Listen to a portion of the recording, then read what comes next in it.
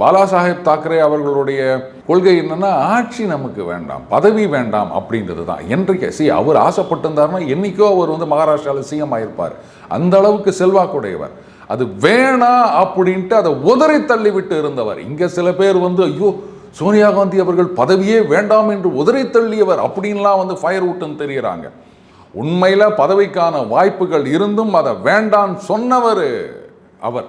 அந்த என்ன சொல்றது, இங்க கூட ரஜினி ஒரு கருத்து சொன்னார் தெரியுமா, நான் சிஎம் ஆக மாட்டேன், பின்னாடி இருப்பேன் அப்படின்னு. பட் அதையும் இதையும் கம்பேர் பண்ண முடியாது. ஒரு பேரலல் சொன்ன அவ்வளவுதான்.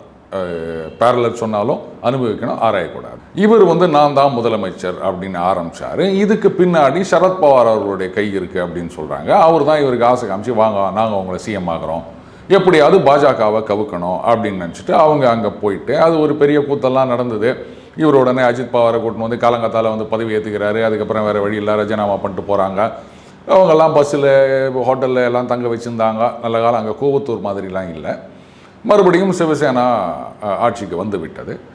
அதுக்கப்புறம் பார்த்தீங்கன்னா இன்னொரு கொள்கையில் ரொம்பவே உறுதியாக இருந்தவர் பாலா சாஹேப் தாக்கரே அவர்கள். அது என்னன்னா, காங்கிரஸ் தான் நமக்கு பிரதான எதிரி, அதை கிட்டக்கவே சேர்க்கக்கூடாது அப்படின்னு இருந்தவர். அப்போது அவருடைய கொள்கைக்கு எதிராக நீங்கள் காங்கிரஸோட கூட்டணி வச்சிக்கின்னு பதவிக்காக போகிறீங்க அப்படின்னு சொன்னால், அப்போது அவர் கொள்கையை நீங்கள் தூக்கி போட்டுட்டீங்கன்னு தானே அர்த்தம்.